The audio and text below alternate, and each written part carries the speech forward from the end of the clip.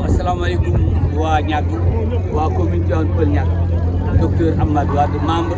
de Aar Ladoum. Alors pourquoi vous avez choisi de marcher encore aujourd'hui toujours comme vous dénoncez le projet benn weer ñu ngi artu di wax ni projet Casa Horoscope projet bii baaxul projet bii nag lu tax baaxul dañu koy teg ci ñetti poñ bu njëkk bi mooy dañ ni l'État du Sénégal jël na une multinationale égyptienne buy tudd Casa Horoscope jox ko 216 hectares entre géej gi ak beñ 216 hectares yooyu nag ñu gis ni bu ñu ko joxee Casa Horoscope mu defar fay logement maanaam ay appartement lay defar yoo xamante ni bu gën a moins cher 12 millions la benn néeg la bu gën a yi gën a xawe ñoo gën a kawe 70 millions la ñeenti néeg loolu la fa bëgg a def 18000 logements loolu nag dañu gis ni bu ñu ko defee ñoom day li ñu jàpp mooy dañuy daaneel filao bii nga xamante ni ñun waa Niaga ñoo ko jëm 2005 2006 ñun waa Niaga ak ñun ñi nga xamante ni ñun ñoo dëkk Lac Rose ñun ñoo jëmbat 40 000 pieds de filao bu tey ji am na ñaar fukki at ak benn Casa Horoscope wax nañu loo xamante ni lu doy waar ñu ni du ñu daaneel filao gis nañ ni piste bii ñu commencé def daaneel nañu déjà lu mat ñeent fukki filao yoo xamante ni filao bu nekk am na ñaar fukki at wala ñaar fukki at ak juróom mu won na ni projet bi bu taxawee alam bi jeex na maanaam filao dootul am ci Niaga Lac Rose aussi dootul am ci Niaga tabax yooyu seen conséquence dafa bare ndax boo jëlee 140 000 personnes ñu dëkk fii ci Lac Rose da ngay daal di dindi filao yi mu am ngelaw li nga xamante day jóge géej léegi day yegg si ba Niaga ngelaw loolu nag day yàq Lac Rose day yàq même suñu gàncax yi tool yi nga xamante dañ koy bañ ndax ngelaw loolu dafay bare iode lool iode boobu day tax koom-koom agriculture sax dootul mën am ci suñu zone bi loolu tax na aussi ñun ànduñu ci projet boobu aussi lu tax ànduñu ci mooy suba ginnaaw suba kenn du bett kenn ñu ni Lac Rose ferme ndax tabax yooyu bu taxawee ci diini comme suuf si dafa nooy bu ci tabax yi taxawee ndox mi doon jógee géej di ñëw ci lac bi day mujj léegi ndox moomu dootu mën a ñëw Lac Rose daal di fer kon bu boobaa Lac Rose day daal di fer filao dootu am ci Niaga ñetteelu conséquence bi mooy Niaga dafa nekk ci suufu géej gi moo ko tiim lu bare donc bu ñu defee loolu ñun bu ñu fàttali ni géej yàgg na yàq ci Sénégal boo demee Ndar géej yàq na ko Saint-Louis Thiaroye yooyu yëpp géej gi ñu ngi avancé tey jii filao bu màggat bi nga xamante ni durant la colonisation lañ ko fi tabaxoon dañ ko fi sëmbatoon 57 tey jii géej gi commencé na di ci dugg ça veut dire que géej gi mu ngi commencé lekk filao bu màggat boobu looloo taxoon ñun waa Niaga ñu ni nañ jëmbat beneen barrière pour fexe Lac Rose continuer nekk Lac Rose nag bu nekkee Lac Rose ñun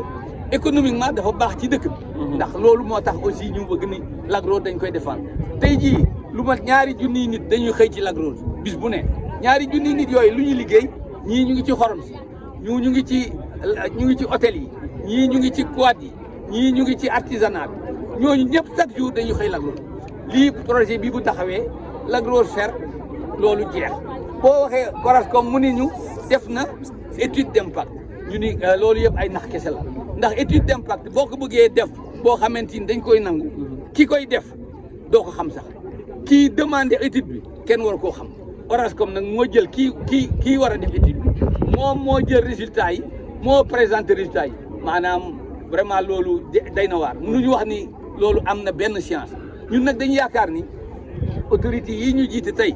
xamante ni vraiment ñun xeex nañu ak ñoom xeex nañu ba Sénégal soppeeku tey ñu yaakaar ni dañoo yëgul ni projet bii ni ñu leen ko présenté baaxul parce que tey jii bu ñu toogoon ak ñoom ñu leen di ñaan ñu gisee ak ñoom ñu toog waxtaan ñu wax leen lu tax ñun tey jii ànduñu ci projet bi loolu nag ñu ngi leen koy ñaan muy le président de la République son excellence Bassirou Diomaye Diakhar Faye et son premier ministre Ousmane Sonko loolu ñu ngi koy ñaan vraiment que autorités yi dégluñu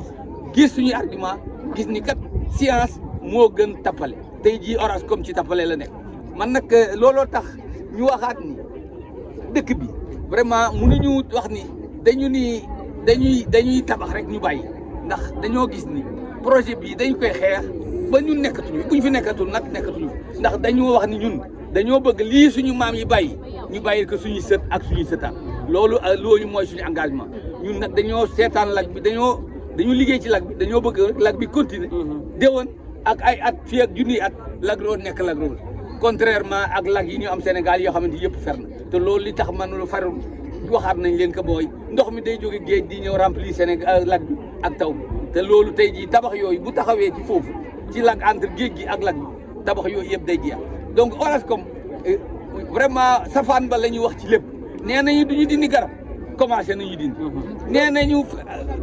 tabax yi du yàq alam bi loolu lu leer la tey jii 140 000 personnes bu ñu ko tegee ci fii kaw beeñ ak seen i déchets ñoom bu ñu paree jaay appartement yi lu ñuy def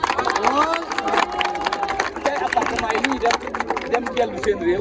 continuer demaat ci beneen réew boo xamante ni nangu na projet bu bon bu mel nii te it nag dañu yaakaar toujours dañuy wax ci autorité yi parce que président Macky Sall bi ko Casa Orascom présenté projet bi dafa wax ni projet bi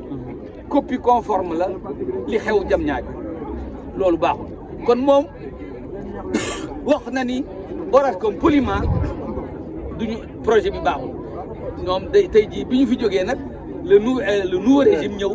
ñu jox ko DGPU koo xamante ni xamul dara lu xaw ci lac bi mu daal di gis ni moom amul liggéey fii mu daal di langaamu ci projet Orascom pour wax ni moom def na dara projet boobu nag moo tax tey jii ñun ñu takku taxaw ni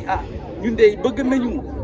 bëgg nañu xeex projet mais xeex que dans l'égalité dans des projets ñu ngi ci xaar ñu ñëw ñuy xool ay avocat yëpp wax pour wane ni projet bii daal bu amee nañu wax ni Lac Rose jeex na. asalaamaaleykum man maa ngi tudd Maguette Ndiour jiite coopérative bi xam ne ñooy defar xorom bi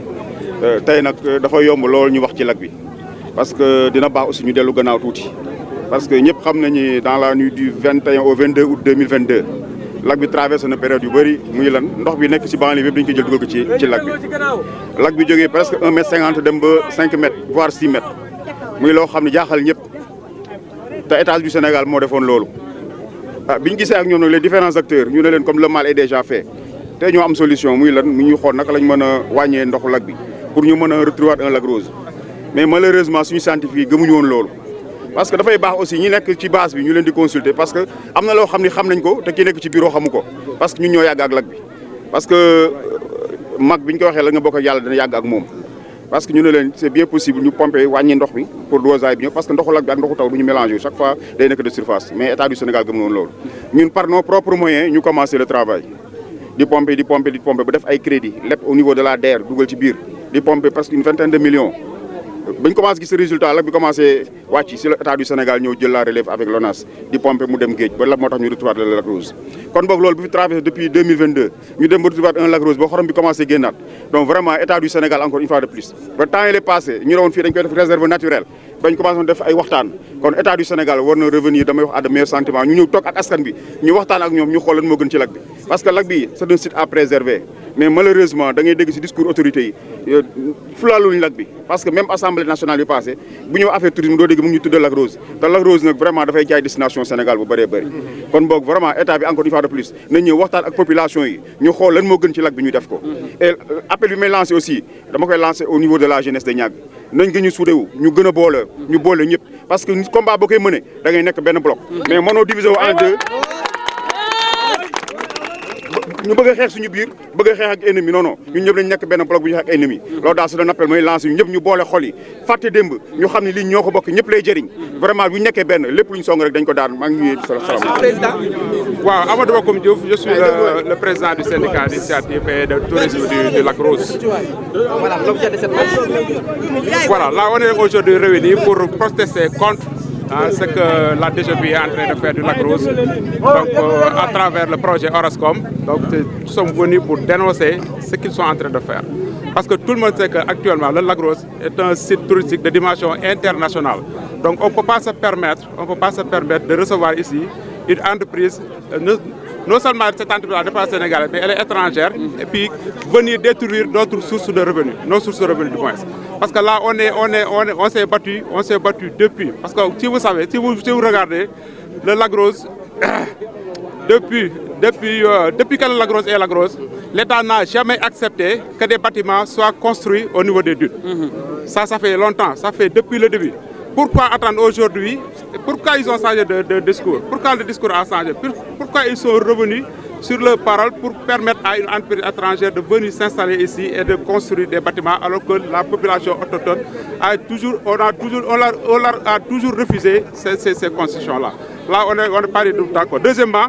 pourquoi le ministère du Tourisme n'est pas présent? Pourquoi on ne voit pas le ministre du Tourisme venir s'enquérir de la situation actuellement au Lac Rose? On sait qu'actuellement, nous dépendons de ce ministère. Et depuis lors, on ne les voit pas, on ne les entend pas. Pourquoi ils nous sacrifient? Et troisièmement, le Sénégal compte plus de 700 km de plage. Pourquoi ils ont choisi le Lac Rose pour venir implanter cette entreprise-là? Pourquoi? Alors qu'au Lac Rose, il y a de l'existant. Il y a des hôtels, il y a des activités et puis il y a tout ce qu'il faut pour exercer. Pourquoi ils ont choisi le Lac Rose pour venir démarrer le projet Horoscope à travers les bâtiments? Pourquoi? Ça, c'est des questions qu'on se pose et on n'arrive toujours pas à avoir de réponse. Donc c'est pourquoi on est là aujourd'hui réunis. C'est l'occasion pour remercier les jeunes de Niague Pelé Haute, la population de Niague, parce que c'est eux qui sont à l'initiative de cette marche. On souhaite que, comme l'a dit tout à l'heure Maguette, qu'il y ait plus d'union, plus de cohésion pour que vraiment qu'on puisse faire face à cette entreprise-là, à ce projet-là de la DGPU. Alors, qu'est-ce que vous attendez de nouvelles autorités? Qu'ils viennent nous dire c'est quoi ce projet-là. Pourquoi ils ont choisi le Lac Rose pour le démarrage des activités de l'entreprise Horoscope. Pourquoi le Lac Rose? Le Lac Rose c'est un site touristique, je vous l'ai dit tout à l'heure. Le Lac Rose est un site touristique. On ne peut pas accepter qu'on vienne nous construire ici des bâtiments qui ne sont pas adéquats, qui ne peuvent pas aller de pair avec le tourisme. Le tourisme a besoin d'espace. Le tourisme a besoin d'un espace, d'un environnement sain. On n'a pas besoin de bâtiments, on n'a pas besoin de logements sociaux ici. Aduna bi yëpp daw dëgmal leen parce que seen suuf dafa naat seen suuf dafa am barke